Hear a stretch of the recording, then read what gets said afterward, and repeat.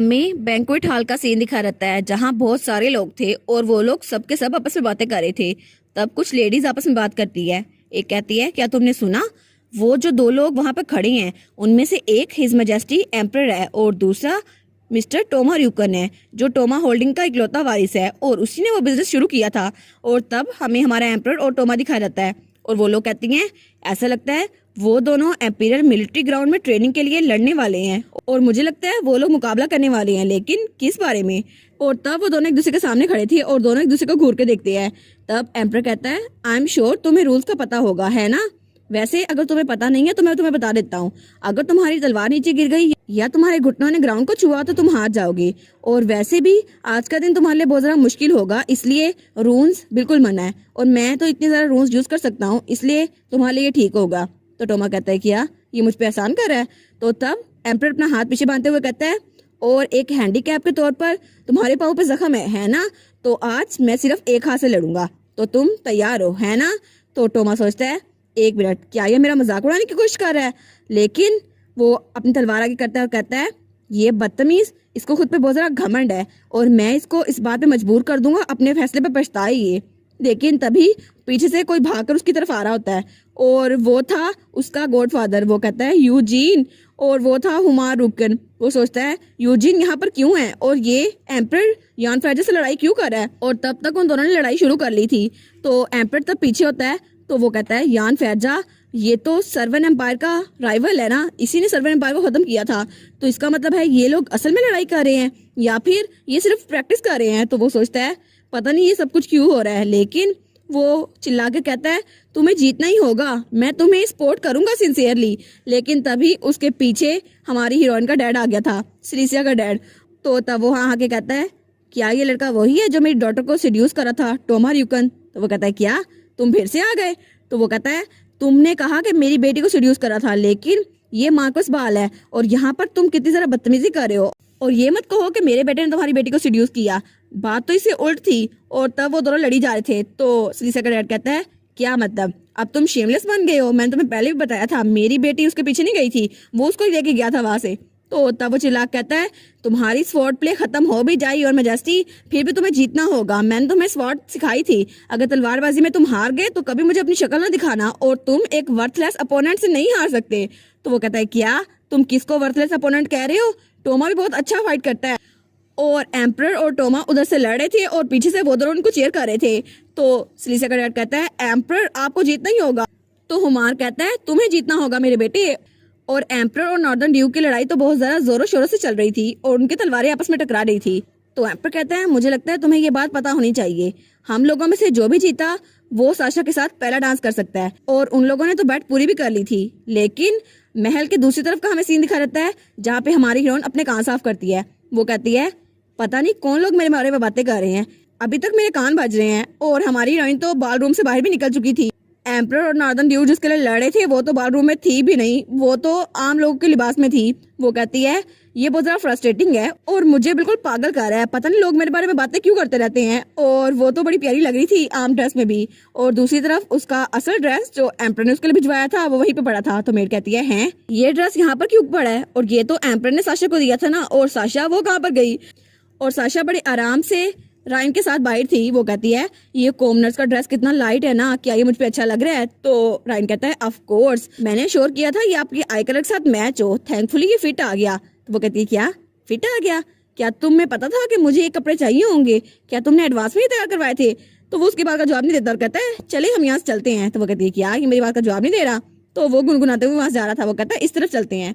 और फिर वो बताता है, फाउंडेशन डे के दरमियान बहुत ज्यादा फेस्टिवल्स होते हैं और रॉयल पैलेस के अलावा बाकी भी बैंक्वेट होते हैं और इसलिए कहा जाता है कि असल फाउंडेशन डे रात को शुरू होता है। और तब वहाँ प्लाजा में बहुत से लोग डांस करते हैं और गाने गाए जाते हैं, लेकिन मिडनाइट में फायरवर्क्स चलते हैं और हर तरफ क्राउड ही क्राउड होता है। तब हमारी साशा उसके पीछे जा रही थी। वो कहती है, हाँ ये तो बात बिल्कुल सही है, मैंने भी इस बारे में सुना था। लेकिन तब वो लोग एक गली में पहुंचते हैं और राइन आगे जा रहा था। वो कहती है, ये कहाँ पर जा रहा है?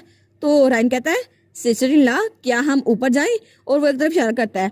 तो तब वो अपना विंड रूल यूज करता है और ऊपर चला जाता है। तो हमारी कहती है, क्या अब मुझे भी कुछ यूज करना पड़ेगा। तब वो वहाँ से उछलती हुई वहाँ आती है और कहती है ओ माय गॉड, हम छत पर आ गए। तो वो कहता है जी बिल्कुल। और तब हमारी हीरोइन कहती है लेकिन तुमने तो कहा था हम मटेरियल हंटिंग के लिए जा रहे हैं, हमें नावल लिखना होगा, लेकिन स्क्वायर तो उस तरफ है ना, लोग तो वहाँ पे डांस कर रहे हैं, हम लोग यहाँ पे क्या करने आए हैं। तो तब वो पीछे देखती है और कहती है और हाँ, यहाँ पर तो कोई लोग भी नहीं है, हम लोग जा कहाँ पर रहे हैं। लेकिन रायन वो आगे जा रहा था।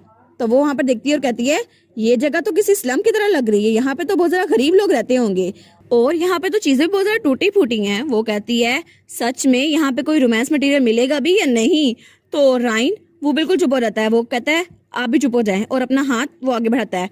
तो सीसा कहती है क्या, ये मुझे क्यों कह रहा है। तो फिर वो उसको कहता है आप इसका बहुत बेसब्री से इंतजार कर रही थी, लेकिन हमारा गोल वो वहां पर है। तो सीसा कहती है क्या वहां पर। तो जब वो उस तरफ देखती है तो वहां पर कुछ लोग खड़े थे और कुछ बच्चे भी। वो कहती है क्या, ये लोग आखिर हैं कौन और ये यहाँ पर कर क्या रहे हैं। तब वहां पर एक प्रीस्ट था। वो कहती है ये लोग प्रीस्ट तो नहीं हो सकते क्योंकि इनके पास प्रीस्ट वाले कपड़े तो है, लेकिन असल प्रीस्ट के पास व्हाइट रोब्स होती हैं। तो वो कहता है वेल मैं आपको बताना चाहता था, ये रिलीजियस ग्रुप है जिसका नाम हैप्पीनेस चर्च है। तो वो कहती है क्या हैप्पीनेस चर्च। वो कहता है हाँ बिल्कुल, मुझे लगता है ये वही लोग हैं जिन्होंने आपके खिलाफ रूमर्स फैलाई थी और अखबार में जो रूमर्स पब्लिश हुई थी वो इन्होंने फैलाई थी। मुझे लगता है इस सब के पीछे यही है और मैं इस बारे में इन्वेस्टिगेट करता रहा हूँ, इसलिए मुझे लगा ये आपके लिए बहुत ज़्यादा इंटरेस्टिंग होगा। और वैसे भी ये गरीब बच्चों के पास जाते हैं और इन्हें एम्पायर की तरफ से फ्री सपोर्ट देते हैं, लेकिन बाद में वो इनका रिलीजन चेंज करवाते हैं और इसके बदले में उन बच्चों को पूरी जिंदगी वहां पर काम करना पड़ता है। ये एक तरह से टिपिकल कल्ट हो गया। तो सिलिसा कहती है क्या एक कल्ट। तो वो कहती है अगर ये ऐसा ही है तो उसे कहती है तुम मुझे यहाँ पर लेकर आए हो ताकि मैं कल्ट के मेंबर्स को पकड़ सकूं। तो वो कहता है हाँ बिल्कुल, और क्यों लेके आया मैं आपको यहाँ पर। तो फिर वो कहती है ओ नो, लेकिन मैं ही क्यों, एम्पीरियल गार्ड भी तो इर्द गिर्द है ना, तो तुम उनसे मदद क्यों नहीं ले लेते, आखिर मैं ही तुम्हारी इन्वेस्टिगेशन में हेल्प क्यों करूं। तो वो कहता है नहीं नहीं, असल में रीजन ये है। अभी उसको बताने लगता है लेकिन तभी कोई और उसकी तरफ हाथ बढ़ाता है। तो सिलिसा कहती है क्या, और वहां पर वही था लॉर्ड सेटा जो अपने बच्चे वाली फॉर्म में था। वो कहता है साशा मैं तुम्हें कब से ढूंढ रहा था, और वो तो जैसे बहुत ज्यादा थका हुआ था। वो कहता है तुम आखिर इतनी दूर क्यों आ गई, मैं तुम्हें वहां महल में ढूंढ रहा था लेकिन तुम मुझे मिल ही नहीं रही थी। और हमारी साशा कहती है लेकिन तुम हो कौन। तो वो कहता है क्या तुम इतनी जल्दी भूल गई, तुम्हें याद नहीं हूँ मैं, आखिर तुमने फैजा के ऑक्शन में मुझे बचाया था, तुम मुझे वहां से ले आई थी मेरी परमिशन के बगैर, तुम्हें अभी भी याद नहीं आ रहा। तो हमारी बहन कहती है ओ अच्छा तुम वो हो। तो पीछे से रायन सोचता है आखिर प्रिंस सेटा यहाँ पर क्या कर रहे हैं। तो हमारी बहन कहती है लेकिन तुम तो बहुत जल्दी बड़े हो गए, तुम तो छोटे से बच्चे थे, तुम तो बड़े हो गए ना, क्या वहाँ पे टाइम पीरियड अलग तरह से मूव करता है। तो वो कहता है नहीं नहीं ये पॉसिबल ही नहीं है, मैं आपको बता रहा हूँ। लेकिन हमारी बहन उसकी बातें सुनती है। तो वो कहता है ठीक है मैं आपसे कुछ कहना चाहता हूँ। तब वो गहरी सांस लेता है और कहता है साशा मैं यहाँ पर आपसे एक फेवर मांगने के लिए आया हूँ। तो हमारी बहन कहती है क्या एक फेवर। तो पीछे से रायन कहता है योर हाइनेस आपको जो भी फेवर मांगना है थोड़ी देर बाद मांग लीजिएगा, अभी हम बिजी हैं। लेकिन वो उसकी बातें सुनता और कहता है मैं चाहता हूँ कि तुम मेरी वाइफ बन जाओ साशा, और वो तो उसको प्रपोज करा था। तो साशा कहती है क्या, और रायन का भी मुंह खुला को खुला रह गया था और पीछे से फायरवर्क्स शुरू हो गए थे। और एम्पर के भाई रायन का एक्सप्रेशन तो बहुत ही ज्यादा प्राइसलेस था और हर तरफ फायरवर्क्स की आवाज गूंज रही थी। तो हमारी बहन कहती है क्या अभी तुमने मुझे क्या कहा, क्या तुमने मुझे प्रपोज किया, लेकिन क्यों। लो जी एक और मेल लीड आ गया, हमारी हीरोइन का दीवाना। अभी तो पिछले हीरोज में कंफर्म नहीं हो रहा कि असल हीरो है कौन, और एक नया मेल लीड आ गया है। और आपको क्या लगता है इन चारों में से आखिर मेल लीड है कौन, और आखिर हमारी सिलिसिया किसे चुनेगी इन चारों में से, कमेंट्स में बताइएगा।